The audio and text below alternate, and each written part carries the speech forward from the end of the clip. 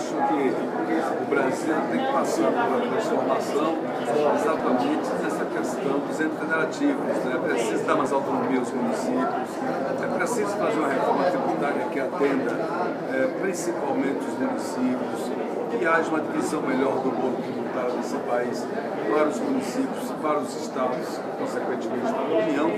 Nesse sentido, eu sugiro e proponho, tenho proposto aqui na reunião do Pacto Federativo, nos encontros que nós temos, que realmente a gente busque fazer isso imediatamente, obviamente, e com cuidado para que a coisa seja de uma forma que seja progressiva e que atenda aos interesses de todos, principalmente aqueles que moram nos municípios brasileiros.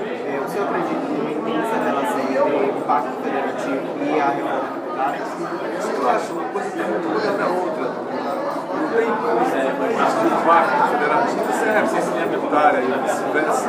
Portanto, nós temos que avançar aqui no Brasil para que a gente possa construir uma reforma tributária verdadeira e que atenda o interesse do povo. E para terminar, distanciando um pouco da seara tributária, como o senhor acredita que temas como saúde, segurança pública e educação podem estar incluídos no Pacto Federativo?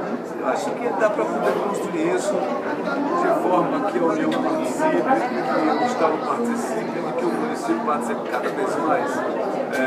Essas políticas mais gerais, a política da saúde, a política da educação e outras, assim como a segurança pública, ela tem que ter a participação efetiva da sociedade, do município, do Estado e da União. Desta forma, nós vamos achando desenhos para que a sociedade ganhe mais, a educação melhore, a saúde melhore, a segurança pública melhore e todos, com isso, possam ganhar mais a nação.